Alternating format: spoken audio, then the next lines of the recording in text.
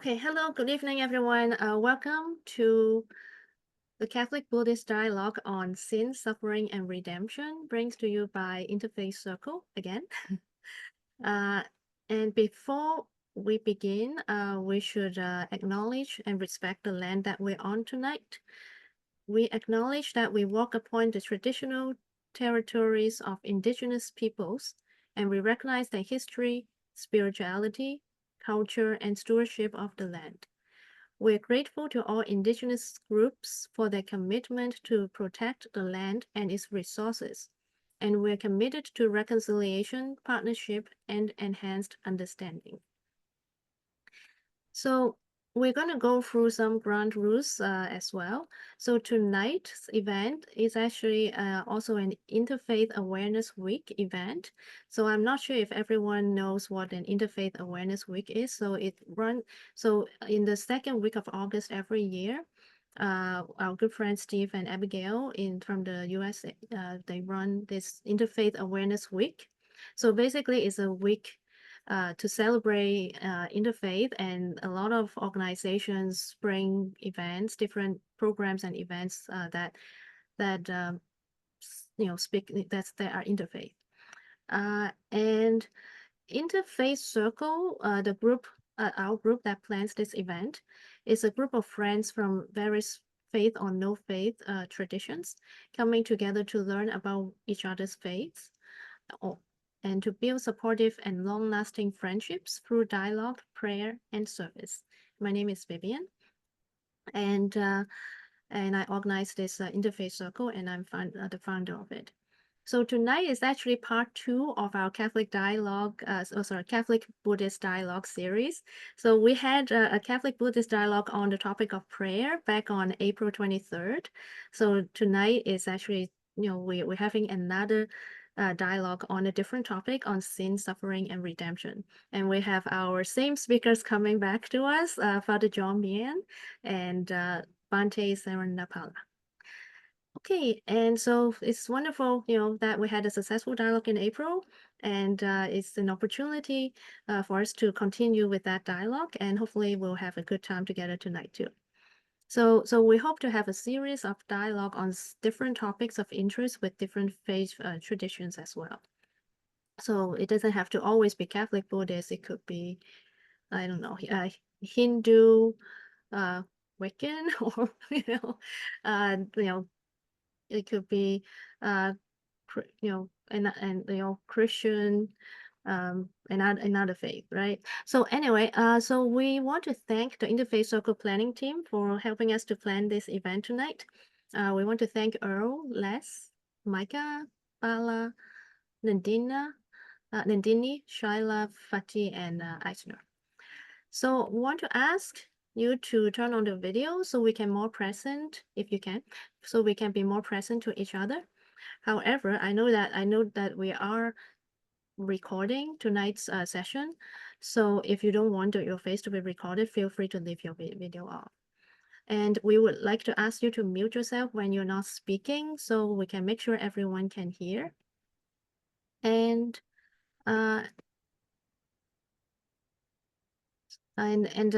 you may have noticed that our closed captioning has been turned on.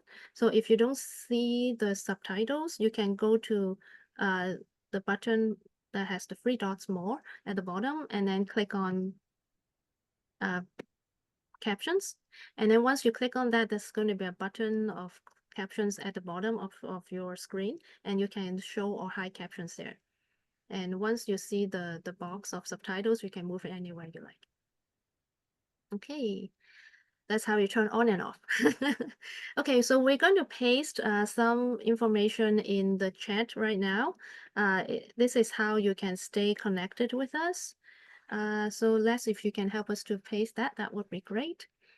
So this information, so we have a Facebook group for Interfaith Circle, and we also have a Facebook page. And we have a WhatsApp group.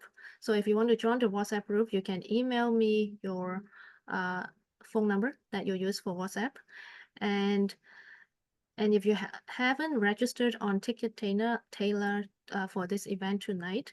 That means I don't have your contact information. So please do email me your email address, or you can put your email address in the chat, if you like, or you can private chat me. Okay, so tonight, I believe Les is going to paste those information there shortly. If not, then I'll do that in a bit. Okay, so now tonight what's going to happen is we're going to learn about sin, suffering, and redemption from the Catholic and Buddhist perspectives from Father John and Bhante. And after hearing from our panelists, we're going to break into different breakout rooms, and we'll have one question for everyone to answer in that room. And then we'll come back to the main room. So you have about 15 minutes to talk and dialogue in the room. And then we'll come back into the main room for more dialogue and maybe questions and answer with the speakers on this topic. So now if I can ask you to, we have about 31 people joined us. Wonderful. So now for a quick introduction for ourselves, if you can type in the chat your name, your faith tradition, if you have any, or organization, and also where you are joining us from today, that would be great. Great. So if you can, we have Les from Toronto Buddhist Church. Oh, Abigail's here with us. Wonderful. So we have Dr. Abigail. We have Paul from Peterborough. Alex, also Toronto Buddhist Church. Wonderful. Okay, great. So now let's get ready for our opening prayer. So Bhante is going to lead us in our opening prayer. Bhante?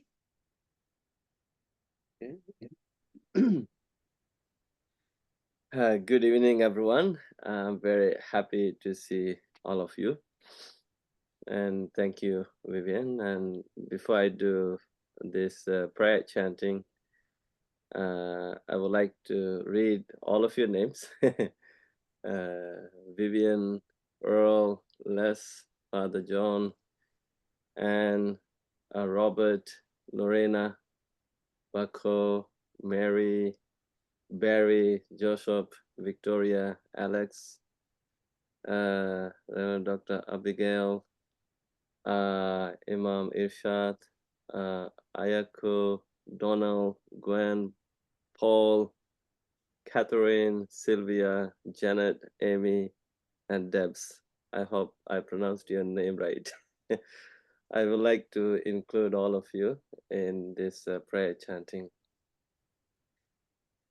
Bhavatu sabba mangalang rakhantu sabba devata sabba buddhanubhavena sada sati bhavantu te bhavatu sabba mangalang rakhantu sabba devata sabba dhammanubhavena sada sati bhavantu te bhavatu sabba mangalang rakhantu sabba devata sabba sanganubhavena sada sati bhavantu te dukkha patta cha nidukkha bhaya patta cha nibhaya soka patta cha nisoka hontu sabbe pipanino. By the grace and power of the noble triple gem, the Buddha, the Dhamma, the Sangha, may there be all good fortunes in your life. May you continue to enjoy good health. May you emerge victorious. Those who are suffering, may they become free from suffering. Those who are living with fears, may they become free from fears. Those who are grief-stricken, may they become free from grief. May all sentient beings be well, happy, and peaceful. May all sentient beings be well, happy, and peaceful. May all sentient beings be well, happy, and peaceful. Thank you. Wonderful. Thank you very much, Bhante. Amen. So I would like to introduce everyone to Bhante, who just prayed with us, our first speaker tonight. So Bhante Saranapala is also known as the urban Buddhist monk in Toronto, Ontario, in Canada. And Bhante is a Buddhist monk for modern times, uh, a global public speaker and a teacher of mindfulness meditation, spiritual counselor and founder of Canada, a mindful and kind nation. He is a recipient of many awards, including the Canadian Charter of Rights and Freedoms from the Government of Canada, Canada 150 Medal and Centennial Community Award, also from the Government of Canada, and also the Spirit Award from the Government of Ontario for his humanitarian services. He has been a monk in residence at the monastic fraternity of West End Buddhist Temple and Monastery Meditation Center in the city of Mississauga for the past 23 years. The Government of Canada has recognized his mindfulness meditation sessions with the Canadian Police and spiritual services to the different communities across Canada. His inspiring lectures and meditation have attracted the attention of the university academic circles and the interfaith community of Canada, making him one of the most sought-after speakers on mindfulness meditation, kindfulness, wellness, self-care, mental health, and spirituality. So now Bhante is going to teach us what about our topic of sin, suffering, and redemption, and what it means in Buddhism. So Bhante, take it away. Okay, thank you, Vivian, for that kind introduction to this audience. In fact, I'm very happy to be part of this dialogue with our beloved father, John Meehan. We already had such a wonderful dialogue last time, so big, and that led us to have this one today. And big thank you to Vivian for taking all the pains in organizing this dialogue for everyone's benefit. And so my name is Bhante Saranapala, and I live in Mississauga, Toronto West, and also I have been a monk since the age 10, and I have both academic and secular monastic education training, but I have founded a global movement that is calling every country a mindful and kind nation. So I would like to invite you to attend our annual conference taking place in Oakville on November 16th. I will be sending out all the details. We call it Kindful Canada Symposium, a national conference on mental health and kindfulness. So Bhante, you can just email me the information and I'll share with everyone. thank you so much. Mm-hmm. So this sin, suffering, and redemption, and well, in Buddhism, like I'm talking about the because I'm specialized in the primary sources because I always stick to the primary teachings found in the Tripitaka. Is three baskets that contain the teachings of the Buddha, thousands of discourses of the Buddha delivered during 45 years of Dhamma mission in the 6th century BCE. So I think the sin, suffering, the redemption, these terms have a different meaning in Judeo-Christian traditions. I'm very positive Father John will be explaining that to you. But in Eastern spiritual traditions, especially in Buddhism, these three terms have different meanings. When we talk about the sin, it doesn't mean that the sin you're talking about. When we talk about the suffering, it doesn't mean what you're talking about the suffering. When you talk about the redemption, it doesn't mean what we talk about the redemption.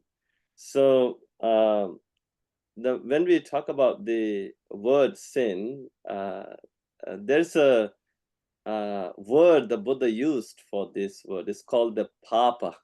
Papa, P-A-P-A, Papa. It's not Papa. You can call Papa, but it's Papa. Papa means evil deeds or bad deeds. And the opposite of this Papa is called Punya. Punya means good deeds. So people in Buddhist teachings, we talk about a concept called the samsara, the cycle of life. In this cycle of life, karma plays a big role. And what is this karma? It's a good karma and bad karma. So the karma decides what kind of life you're going to have, whether a good one or bad one. What kind of journey you're going to have in the samsara.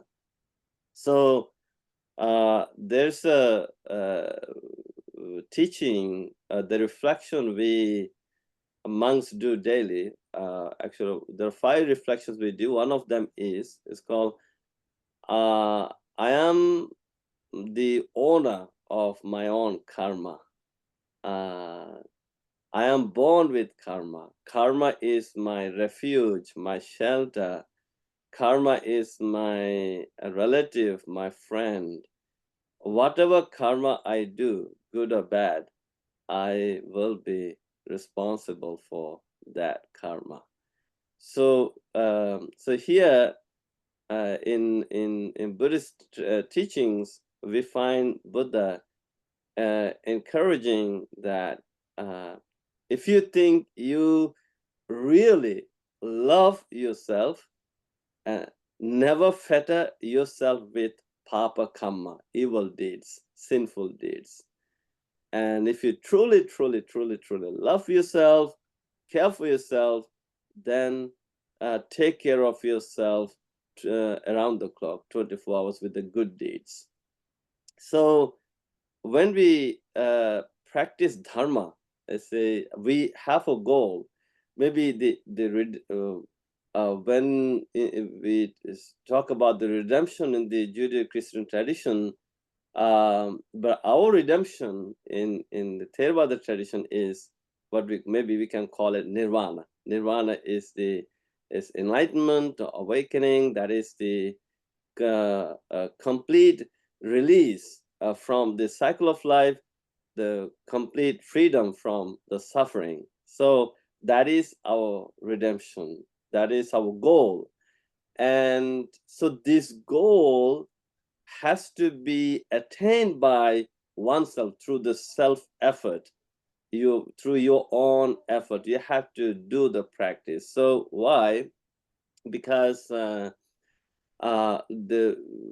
through these evil deeds, and of course, there's we call karma and karma vipaka, action and the results, the effects. So whatever karma you do, it will produce the results accordingly. So if you do bad deeds, bad karma will bring bad results. And if you do good karma, and the good karma will bring you good results. So the bad karma, if beings continue to do bad karma, and that person is going to make his or her own samsaric journey painful and miserable. So being mindful of this, so we try to let's say get rid of the bad karma, and we cultivate the good karma. So when you do, in Buddhist teaching says, when you do bad karma, it doesn't mean you're a bad person. Maybe a person is doing bad deeds due to ignorance, due to the lack of wisdom, and so here we make the person realize what you're doing. See, this kind of deed led you to this kind of troubles. So maybe you can refrain from repeating such negative actions, and be mindful to embrace the positive actions, the good karma. And in that way, you can reduce the suffering. And then of course, then you have to be mindful for the fact that behind all karma, like when we talk about the karmic, in Buddhist teachings, we talk about it's not like, uh, 10 commandments in Judeo-Christian tradition. Buddha talks about 5 principles, 5 negative actions to refrain from. So we should be able to refrain from taking life of other beings, refrain from stealing, refrain from sexual misconduct, refraining from lying, refraining from consuming alcohol and drugs. So these are called the 5 precepts. But then there are 10 unwholesome deeds. These are known as, these are 3 physical, 4 verbal, 3 mental. So what are these unwholesome actions? Killing living beings, stealing, sexual misconduct, false speech, malicious speech, harsh speech, gossip, coveting, ill will, and wrong views. So then Buddha says we should be able to prevent from these unwholesome actions, and then train yourself to embrace the opposite of these actions, the wholesome ones. And so in this way, you can secure your well-being in this cycle of life, and until you realize nirvana, until you gain release from the cycle of life.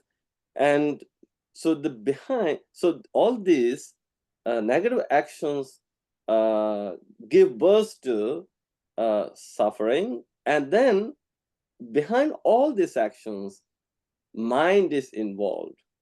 So this is what it is. When we are going deeper, the mind is involved. Mind is actually causing you to engage in these physical, verbal, mental, unwholesome deeds, or you can call them sinful deeds. And and then there are particular emotions. We can call them chittas, negative emotions. Behind all these negative actions, sinful deeds, there are particular emotions involved. So those are maybe, let's say, behind taking a life of other being, or stealing, or lying, or sexual misconduct. There is greed involved. There's anger, aversion involved. There's a jealousy involved. There's a conceit involved, and so on and so forth. So then all these are actually defiling the mind. And so then this is in addition to practicing the act of giving, the practice of morality, then do meditation to purify your mind. So it is through the practice of meditation that we can purify the mind which eventually are going to help us gain, release or become free from the suffering and the cycle of life by realizing the nirvana. That is, in Buddhist teachings, maybe we can call it the redemption. But again, who can do this? It says, Buddha says, I'm here just to show the way. And whatever you do, you're responsible for your own actions. You're the owner of your own actions, good or bad. And if you do this practice, if you go in this direction, it will help you find your own salvation, your own liberation, your own moksha, your own nirvana. So this is the concept we find in Buddhism, especially Theravada, Mahayana, Vajrayana Buddhist traditions. And maybe later on, if you have questions, we can discuss. Thank you. Great. Wonderful. Thank you, Bhante. This is actually very interesting, to learn about the karma and what we can, what we do, it really comes back to us. Yeah. And I'm actually surprised to find meditation is the one that actually helps us to become better and to be free from suffering and from the cycle of life. So thank you. We appreciate very much. And now our next speaker is Father John Meehan. So I'm going to introduce Father John. So Father John is from the Canadian Jesuits, also called the Society of Jesus, which is a Catholic religious order of priests and brothers founded by St. Ignatius of Loyola, who developed some very good spiritual exercises that help us to pray, reflect, and discern. Father John, he is now the director of the Bill Graham Center for Contemporary International History at Trinity College at the University of Toronto in Ontario and Canada. So Father John has served as president of Campion College in Regina and the University of Sudbury. He is a graduate of McGill, Oxford, Johns Hopkins, and the University of Toronto. Oh, many universities. He has taught and published on Canadian foreign relations, Jesuit history, and relations with Indigenous peoples.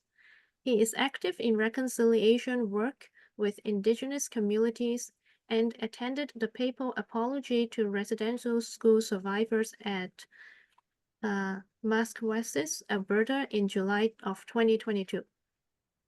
As part of his Jesuit training, he has worked with troubled youth in Mississippi, immigrants, prison inmates, and people with disabilities.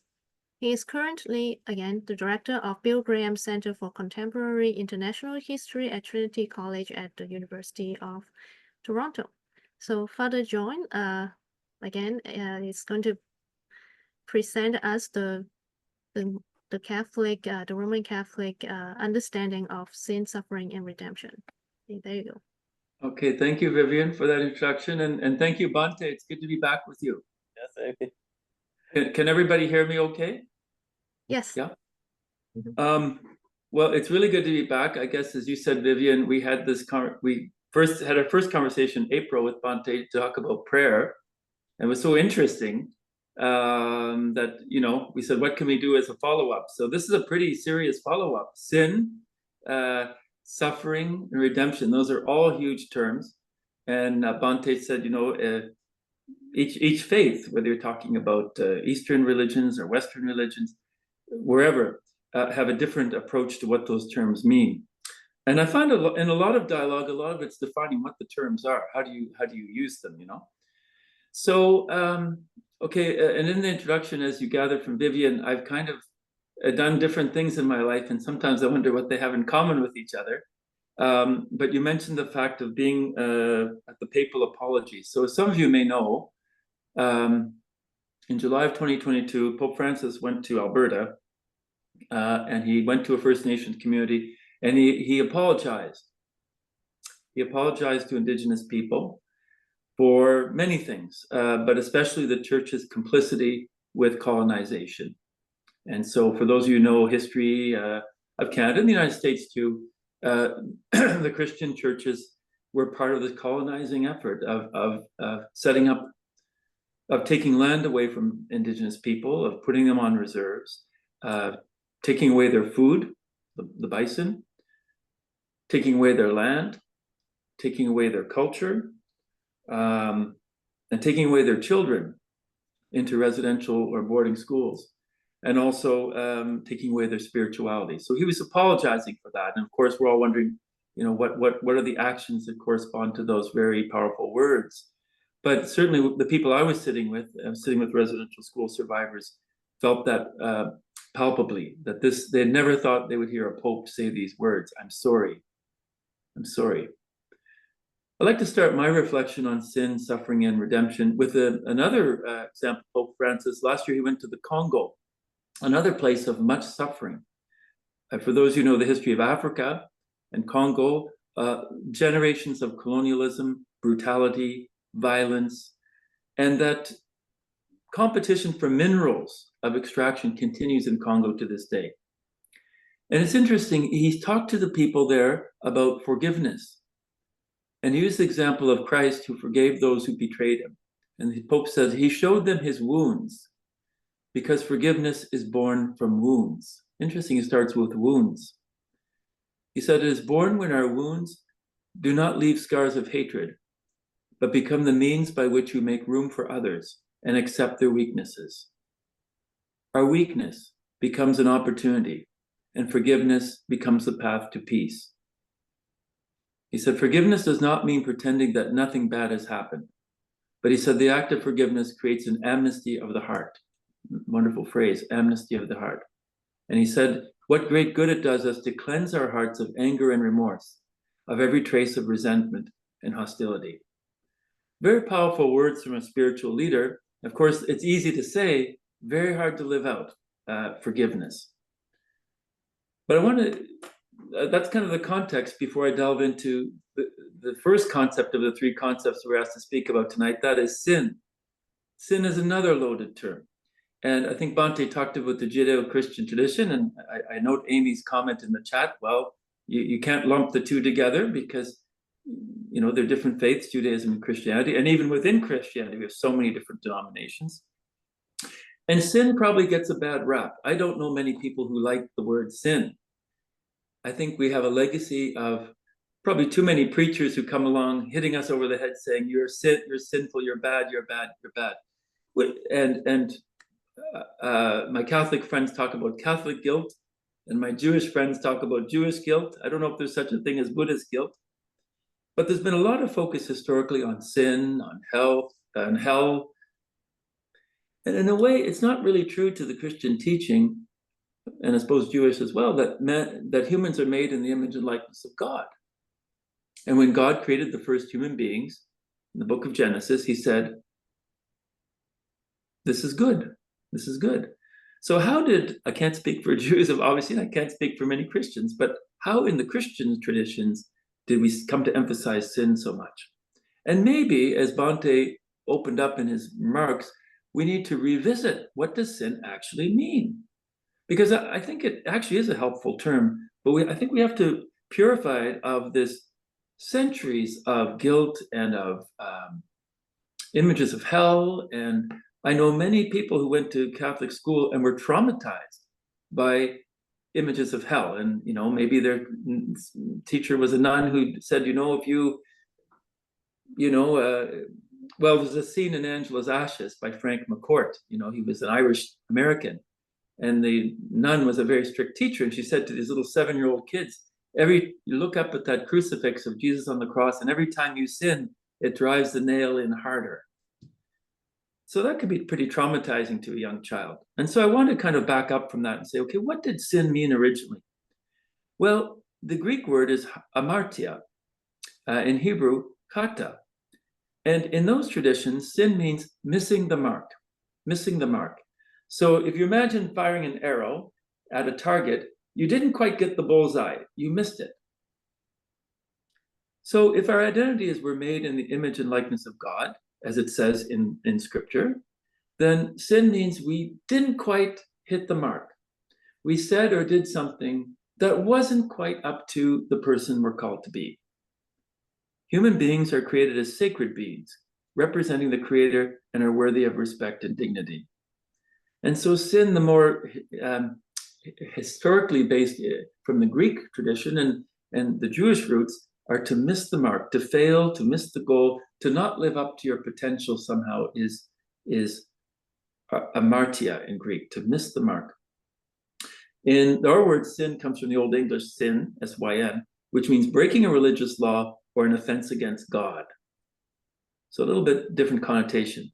But in the original Greek sense, the sin could be often attributed to ignorance. It's interesting, Bhante mentioned ignorance. Sometimes we sin out of ignorance. We're not aware of the effects of our sin. Now, Scripture is full of all kinds of examples of sin.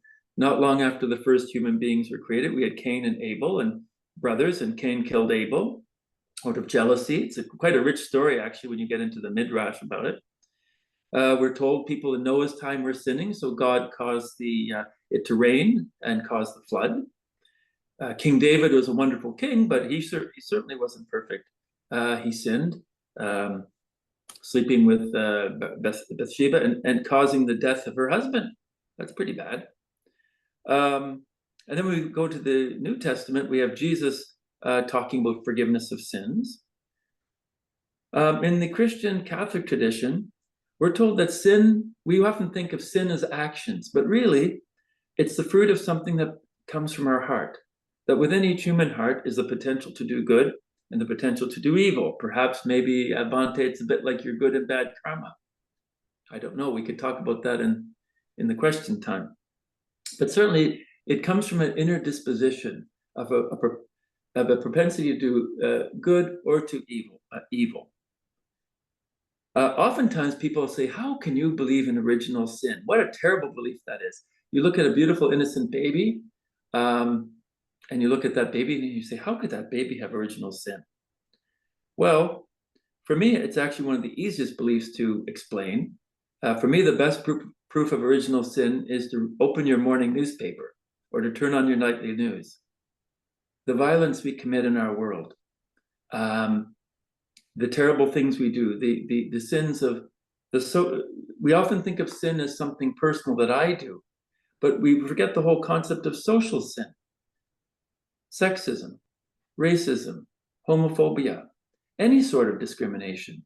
It's almost the social sin that we're born into as a child. We almost drink it with our mother's milk.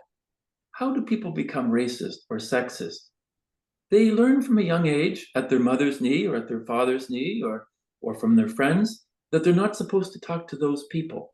Those people are bad people. And they grew up thinking this. And I think we still have it in our society, that this social sin, it's very hard to combat social sin because it seems bigger than me. I can address my individual sins. I said or did something wrong and I regret it.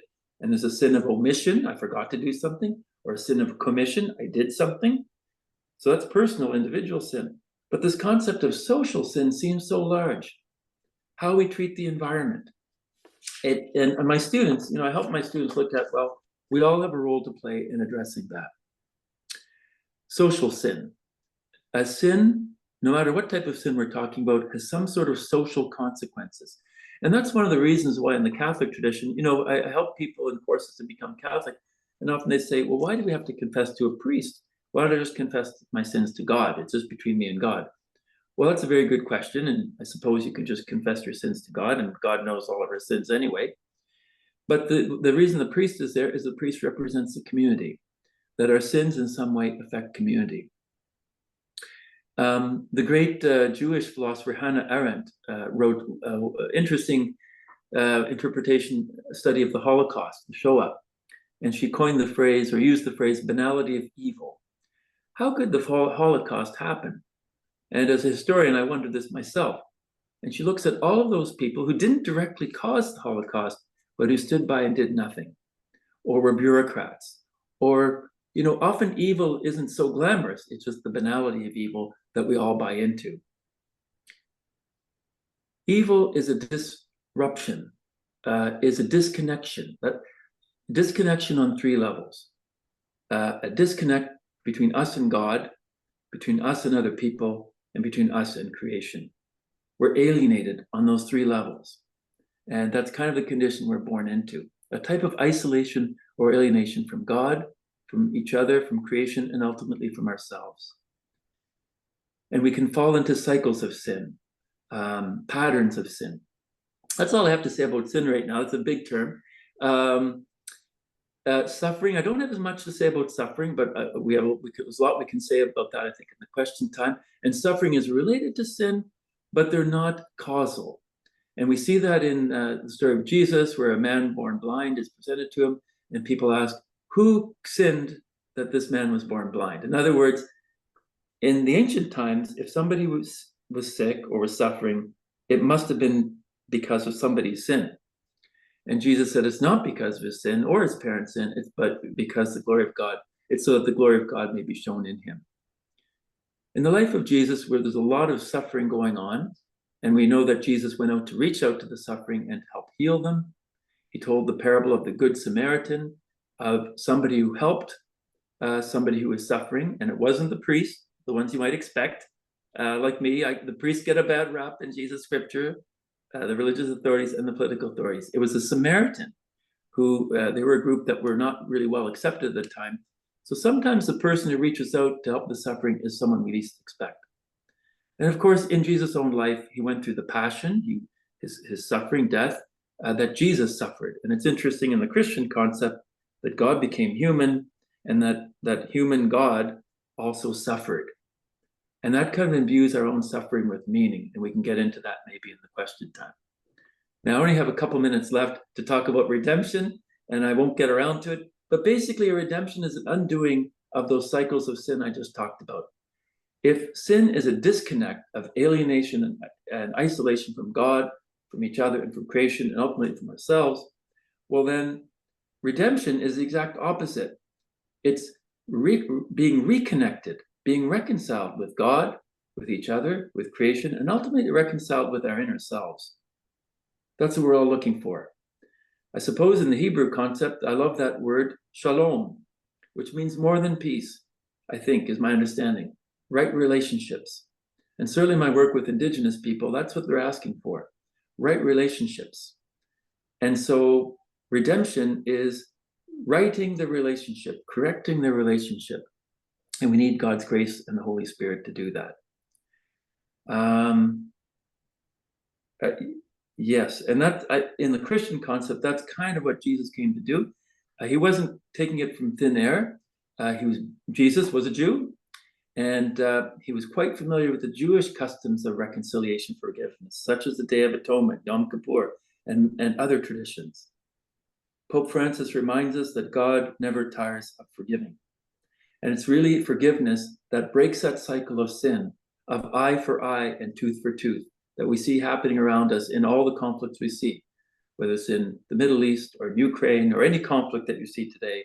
In Northern Ireland, where my own ancestors came from, we have generation upon generation of violence, of Catholics killing Protestants, Protestants killing Catholics. And what happens is the violence and the sins of the fathers and mothers are come down upon the next generation, and we have cycle after violence. It's only forgiveness that can break that cycle of sin. And forgiveness is very hard to live out. We can talk about that. Forgiving is not forgetting.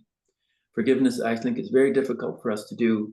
And I don't think it's actually human. I think the power to forgive someone, especially someone who's hurt you or a loved one, can only come from God. And that's really the radicality of the Christian tradition, is that we believe Jesus came and was a victim of violence himself, and died to break that cycle of violence, of eye for eye and tooth for tooth. I think my time is up. There's a lot of big issues there of sin, suffering, forgiveness, redemption. But hopefully in something that I've said, or something that Bhante has said, has stimulated something within our listeners to take this another step further. Thank you very much. Okay, great. Thank you very much, Father John. It's very interesting. Sin, suffering, and redemption. And redemption is being reconciled to God, to our friends, communities, and to creation. Thank you. So now it's time for us to go into dialogue in breakout rooms. So in breakout rooms, we're going to have one question for all of you to answer and dialogue on. The question is the question is, how are the Catholic and Buddhist beliefs on sin, suffering, and redemption similar or different from your own faith tradition? So this is the question. Just posted it in the chat. So we're going to have a breakout room of about 4 to 5 people in each room. And we'll ask that in each breakout room, if you can choose one person to record, do the recording of the dialogue and actually to report back as well when we come back into the main room, that would be great. Of first taste of cross-cultural understandings, and that led me ultimately to find the science of mind, and then to discover the work of the Multi-Faith Council in seeking the similarities rather than the differences. So while I appreciate that the dialogue is, here's the way we see it, here's the way we see it, and where do you see the differences? I like to see the similarities in faith traditions. And the one thing that I would look for in both of these stories is, what about reconciliation, right? Is that part and parcel with redemption, or is that a separate category? Is that something else that needs to be discussed as maybe a fourth factor that's part of this? You mentioned the idea of atonement in the practice of Yom Kippur. And the other spiritual tradition I have some experience with, not so much personally, but through some friends of mine who were involved in 12-step programs, which I consider a spiritual program. And there's the whole process of exploring my defects, my failings, my faults, my sins, right? Yeah. And then making amends to those that I've harmed, right? So that's the social contract, right? When you talked about the social sin, right? That's the part of that where we seek to make amends, and the confession, if you will, is confessing to your sponsor or somebody what your defects are, right? That's all part of the process. That's part of the journey. So it takes me back to Campbell, Joseph Campbell. The spiritual journey is a path, right? It's not a static situation, which I think also blends well with the idea of the Buddhist path to enlightenment, right? It's a path. It's not a you're there or you're not there.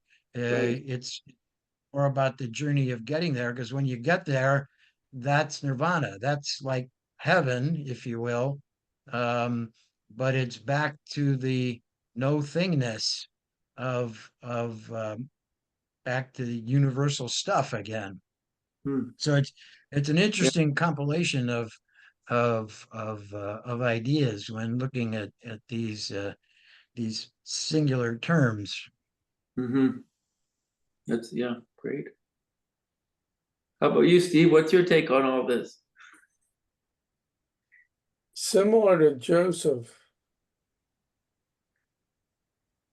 the teachings that I go by are that we have to stop defining what we do as good or bad and look at all the different things that have happened in our life that have brought us to where we are. And I will make one quick example, and that is I got fired from a job that I had for a year and a half. And the man who fired me had no right to do it. And he was fired after I got fired. And I went to a friend of mine and said, listen, if you hear of any jobs that are open, I'm looking for, you know me, I was an architect at the time. And he says, you've got to be kidding me. What do you mean I've got to be kidding? He said, this morning we got a letter from IRS that told us that we are coming out of reorganization and we are now about to look for an architect that will design our stores around the world.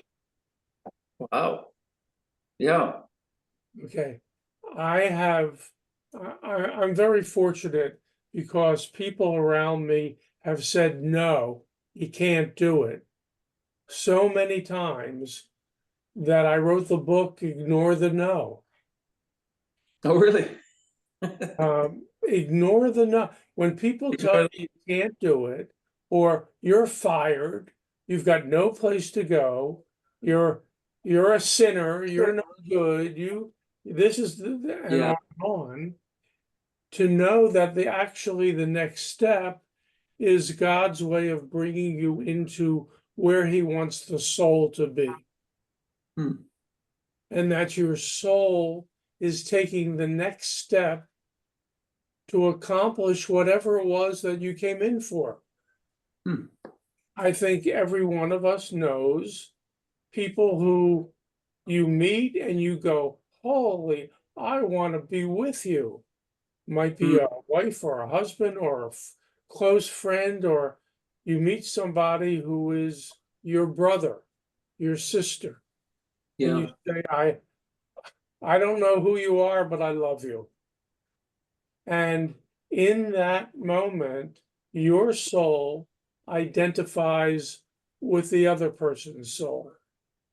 And I believe personally that those two souls were in different lifetimes together, having a good time, having a bad time, having experiences, whatever they are. And many of my recent lectures and talks and books and stuff are about the soul meeting itself and doing wonderful things. So I don't look at sin as anything other than, hey, I made a mistake. Yeah, I exactly. missed the mark. Okay. I'm not perfect. Yeah, not perfect. See, that's beautiful. Isn't that what the Greeks viewed friendship as? The same soul in two bodies kind of idea? Yeah. That was kind of a the friendship is a union of minds and souls, Like, well, you even have the expression in English, a soulmate. Well, I'm doing a talk on Friday about exactly this, and I'm suggesting that the soul has been here since the beginning of time. Yeah. All the elements that the scientists have proven that were in the Big Bang exist within our body right now. The same identical elements. Well, if they've been there, and here we are in this body, maybe we're supposed to be here. This is our next evolution as we moved from the 10th century to the 11th to the 12th to the and on and on. Yeah. The only difference is that some of those centuries had opportunities for us. In other words, in the 1700s, we didn't have electricity. So our soul said, all right, let's get a candle and light the candle. Exactly. What if that same soul came back in the 2000s? Well, now I don't have to worry about a candle. I've got electricity. Yeah. Yeah. So you've got different opportunities at different times. Anyway, I'll shut up now. Vivian, you look wonderful. Thank you. It's great to see you, Steve. Hey, So, by the Vivian. way, you guys may not know Steve and Abigail, your wife.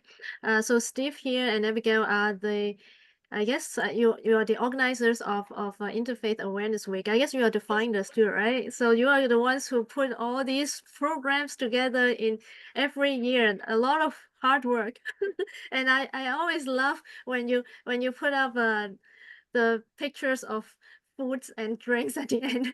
Well, you have to show up at the closing ceremony. Yeah. There's going to be so much food at the closing ceremony. I don't know who's going to eat it all, but because it's virtual, there's no sugar, no calories, no gluten. It's kosher and halal. Wow, wonderful. Okay, I think it's time for us to go back into the main room. So let me try to see if I can close all the rooms. And Thanks, if Vivian. something, I don't know if you'll go back automatically or if you have to click a button, whatever comes up, just work on it. I He must think if have- there's a time limit on the group, there it is. Breakout Oh, rooms will close in yeah. 57 seconds, right there. See, Mhm. or you can leave ahead of time. Yes. You go back to the other room, leave. Mm-hmm. Yeah. Okay. Going to-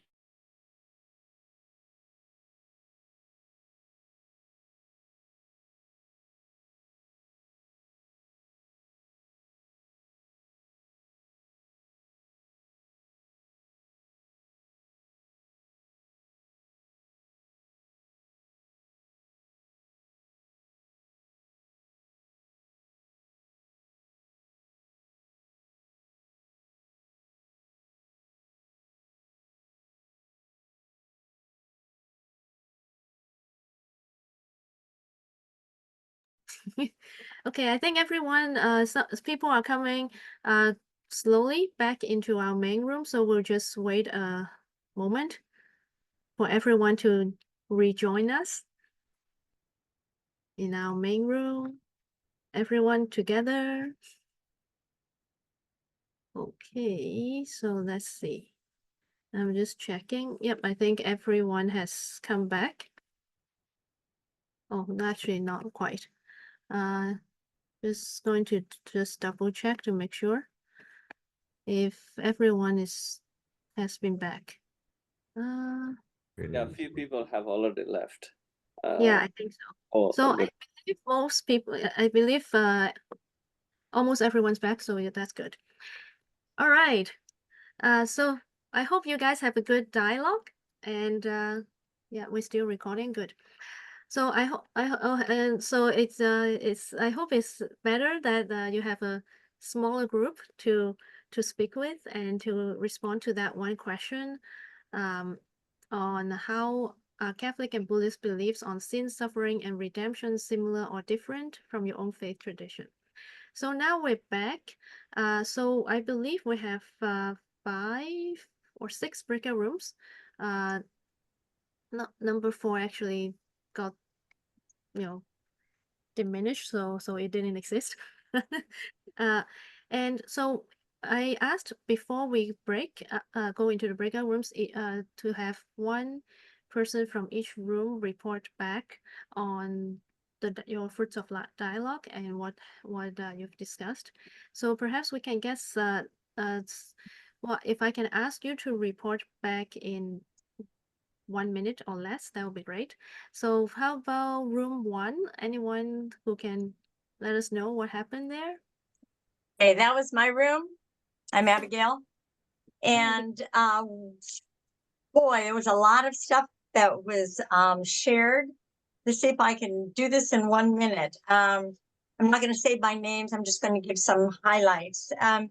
That the idea of the accountability to the community was really an important aspect. And sin is not just about the person, it's about we are accountable to the community, and that our consequences doesn't just affect us, but affects everybody that we're around in our community. Our sins affect everybody, not just ourselves. The idea again, this was again the building on the community, the idea that there's a deeper understanding of what karma means from the Buddhist tradition, that it's more individualized than they had expected. The karma that realize that your deeds are good or bad, and it does, again, it affects not just you, but affects the community. The idea of the original sin from the father, that was a better understanding, because many of us, I think all of us, had thought that it was a different idea than what he had explained, that the original sin doesn't mean the baby is sinful. It means the baby has been born into the consciousness of the parents, and whatever the parents' consciousness is, the baby takes on. So that was the whole idea, that it wasn't the baby being sinful, but the consciousness of the parents and whatever their beliefs are, that is definitely affecting the baby. Let's see.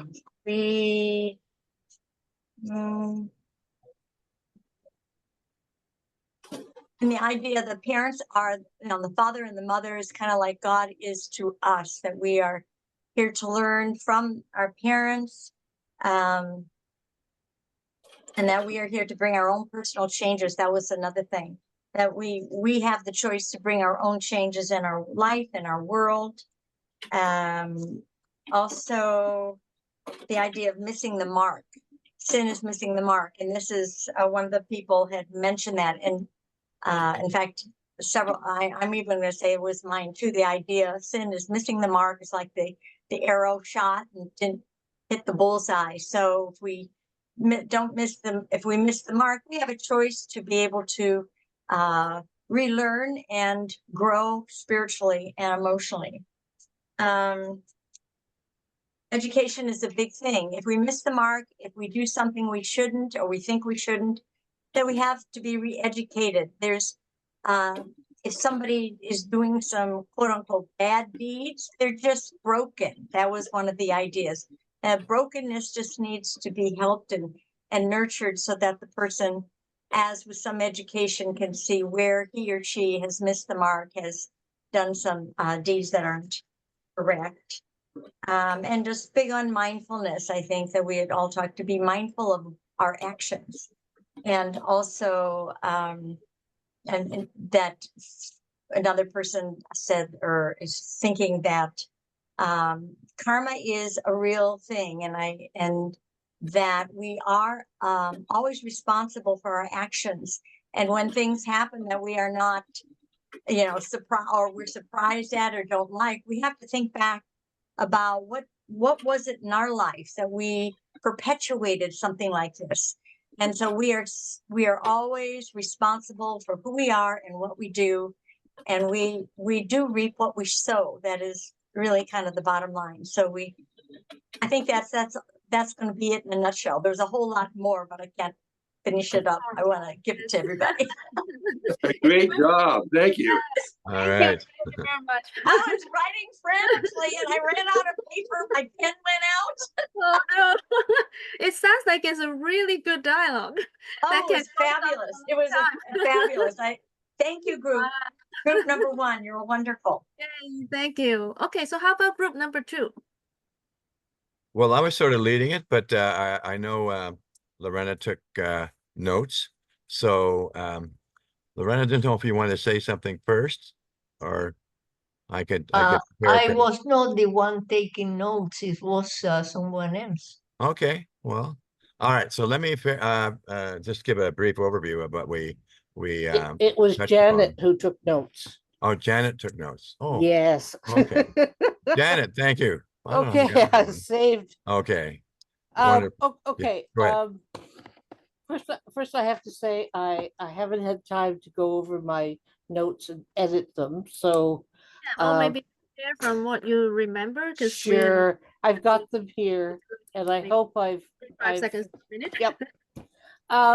The idea of grace to me is a big part of when we're talking about sin and redemption, that we receive what we're not, that we don't deserve. So That to me is part of it. The other conversations that we had was that sin was an action that was wrong. So we have to forgive ourselves or others. Simple actions, analyze, ask God to forgive us. Big actions, well, we really couldn't get into that, but pray and do something when something is wrong. We have violation rights to God and others. Seek forgiveness from the person. If not, then God does not forgive you. Correct the wrongs of people, and redemption is returning back. We have sin. We are born with a conscience, and if we deviate, then we have to seek the help. And then sin deeds that hurt someone else or didn't help, or we didn't help. So it's something you do or something that you may not do that could be a problem. Be responsible for your actions, make up for the actions in that we have our concepts of how we see God, seek to find the truth within you, more that you are good and spiritual, take responsibility. That's what I've got. Well, thank you, Janet. That covers it very well. Thank you. Okay, good. I think we're good. Unit. I won't add anything more, and let some of the other groups go ahead. Give back an account. No, I can't hear. Vivian, I can't hear We you. can't hear you, Vivian. Sorry, I Ah. accidentally muted myself. So we're running short on time, so I'm thinking like maybe we can get through the reports rather quickly, so we have a bit of time to ask questions for the speakers. So if I can ask whoever reporting to finish your report in 30 seconds, that would be great. So room free.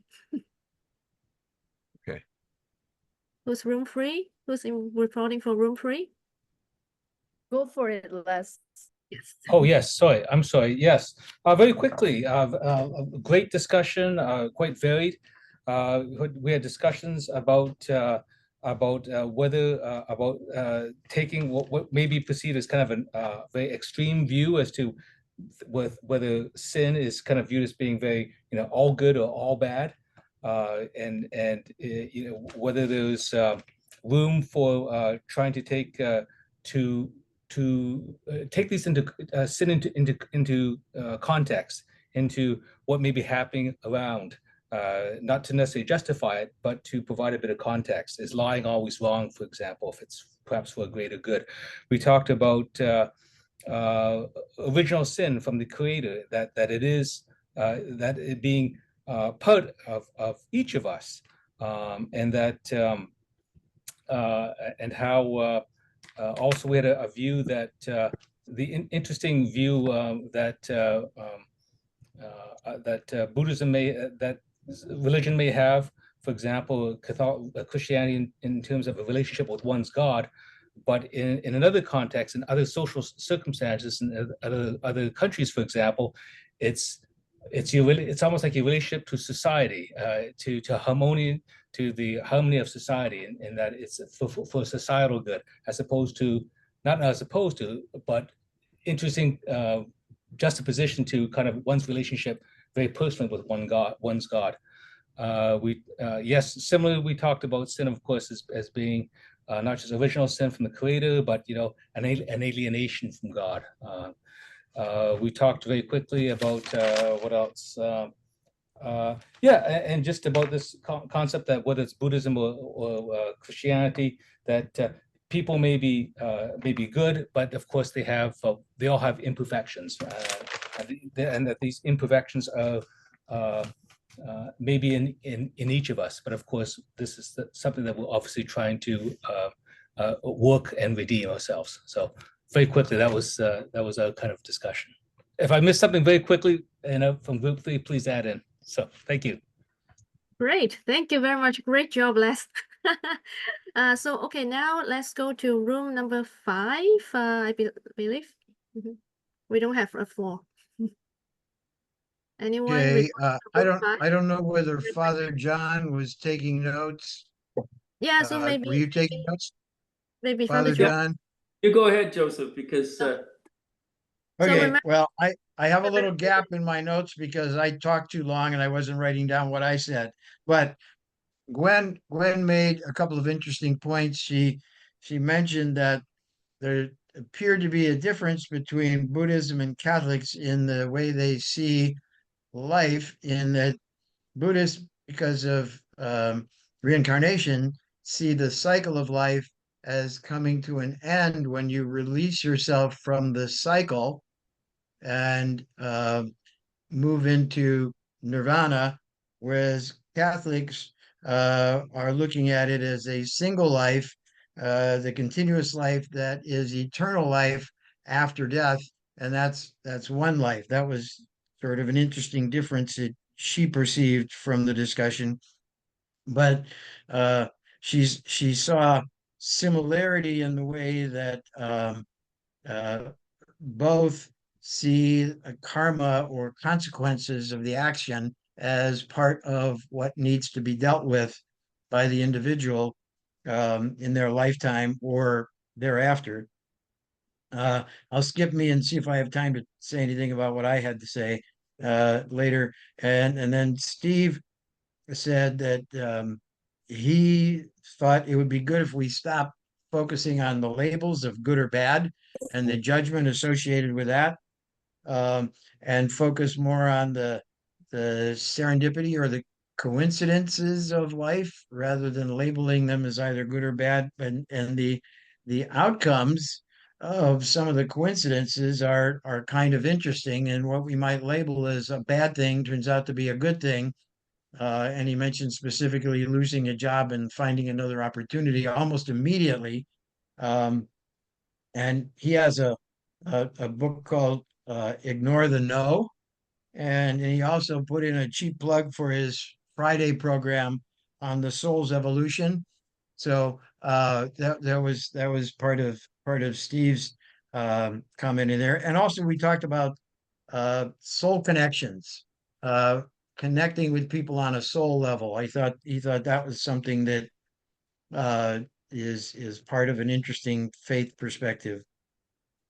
For my own thoughts, I talked a little bit about the blending of my Eastern and Western traditions into my personal spiritual journey. And I raised a question about the topic of reconciliation, because I'm not sure it fits neatly in the sin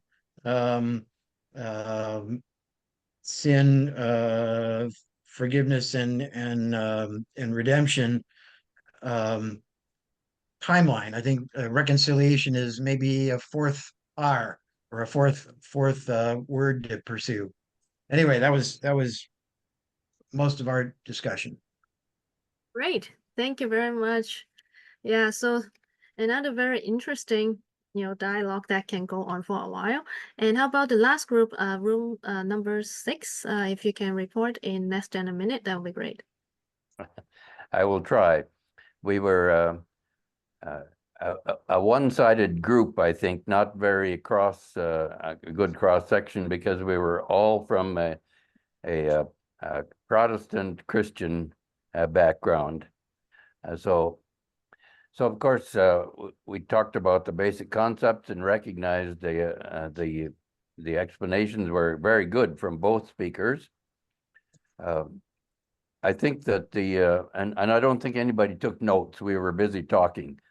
So, but I think the link that can bring us together between Buddhist and the other backgrounds, especially Christian, the link is found in the karma, where the doing of good deeds is what is it's the same in all religions, basically, and that can tie us together. And so in the Christian tradition, of course, we put these good deeds or working at being a good neighbor in the area of what we call sanctification. But we also have justification that comes before that, which is the emphasis on grace, where God shows his kindness to us undeserving and accepts us and forgives us and gives us another chance and encourages us and so on in order to do these good deeds. And so our question to the Buddhists would be, what is the motivation for people, Buddhist people, to practice good karma?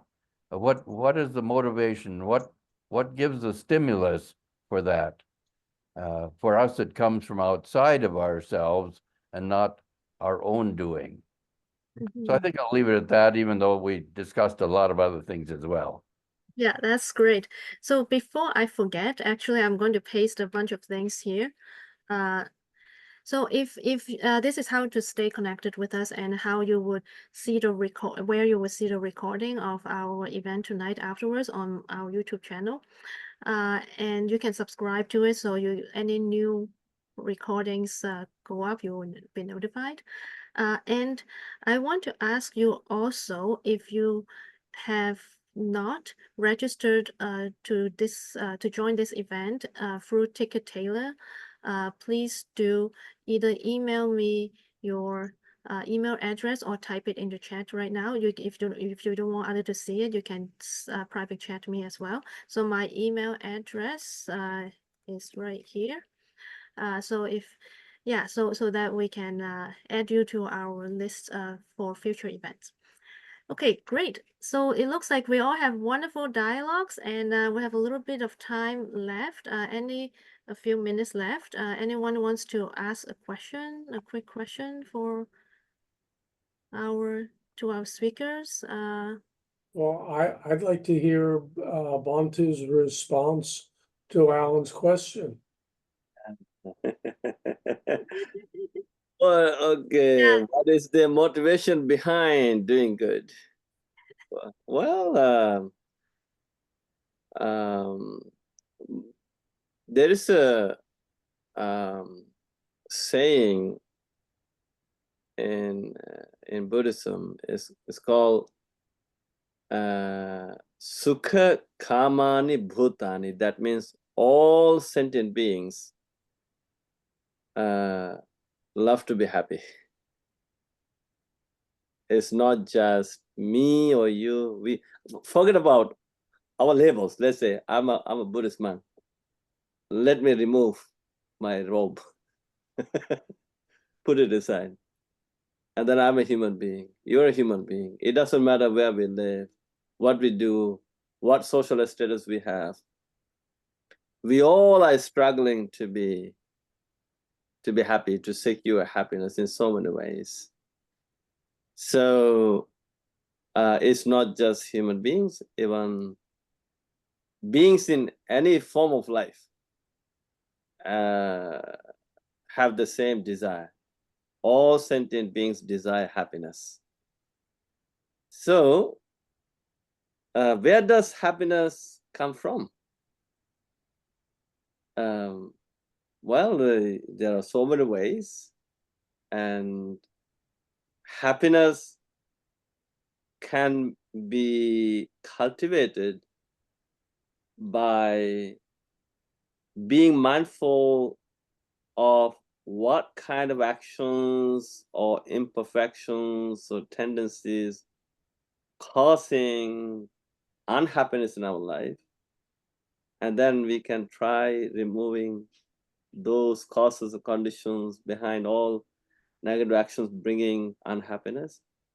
And then we just become mindful what would make me happy, what action, what thought, what intention, what action. So then bringing wisdom into all this, you mindfully and intentionally, on purpose, embrace the goodness. You just do good things. So there's a beautiful metaphor given by the Buddha.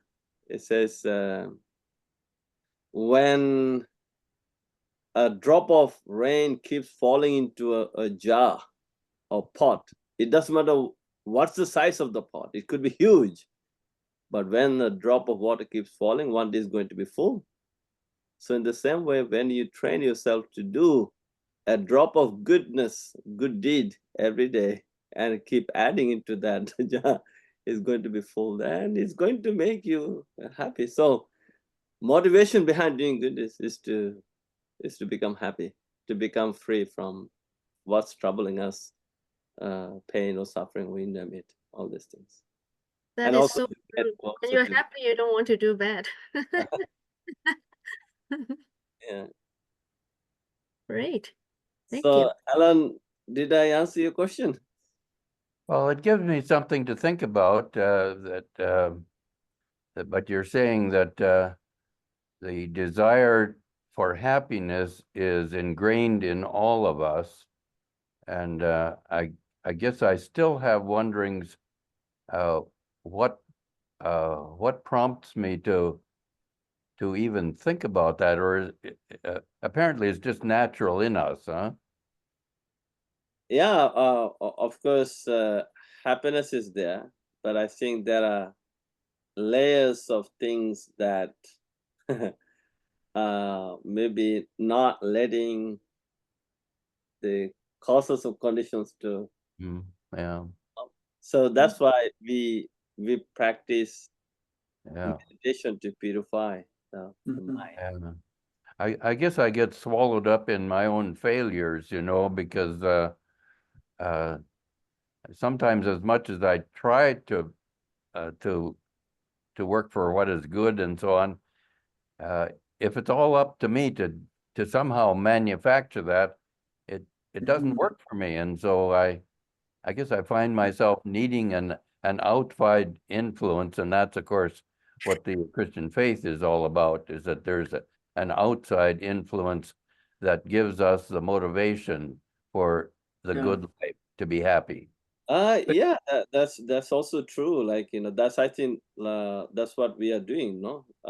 There are a lot of people, good people doing good deeds, and they're encouraging. When we see their perfect life, how happy, healthy they are. And then we also feel like for example, I have been doing these soup kitchens, let's say. 1995, I would go to Good Shepherd Center in downtown Toronto with all these young people. At the beginning, I had hard time taking these young people to do that kind of work. And every time I go to Good Shepherd Center, the father there asks me, Bhante, we have never seen such a big group of young people. How do you motivate these people to come to this kind of event? Then as I explain, I talk to them, I go to their level, I explain why. And then they have seen the reality in the society, how people live. Then I say, see, you had to do good karma. When you help people like that, it gives you a lot of joy. So when they did it first time, that's it. Now I don't have to do anything. They just organize it, on their special days. Wonderful. Well, Bhante, we have to we have to connect, and so we can do the same thing with the interfaith circle, because we may not have a lot of people going, but with your group coming with us, that would be wonderful. Well, I talk about these kind of things. If you're interested in reading, I published a book last October. The title of the book is called "Are You Kindful?" Oh yeah, Oh, interesting. Yeah. I'm typing it in the chat right now. Okay, I'm conscious of the time. I think we passed 3 minutes. So I want to, unfortunately, we don't have more time. I understand. I know we can dialogue on and on for a long time if we want. So I want to thank you everyone again for coming and joining us tonight. And as we talked about in the beginning of our session tonight, we're going to have these interfaith dialogues on different topics of interest from different faith traditions.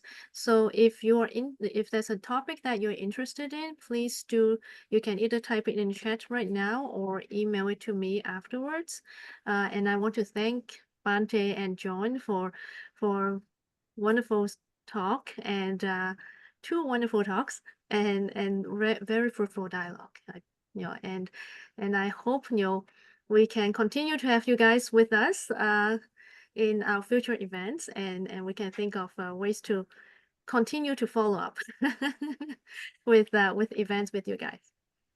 Thanks, All right. Vivian, for bringing us all together. You're very good at that. Oh, I tried. Thank you.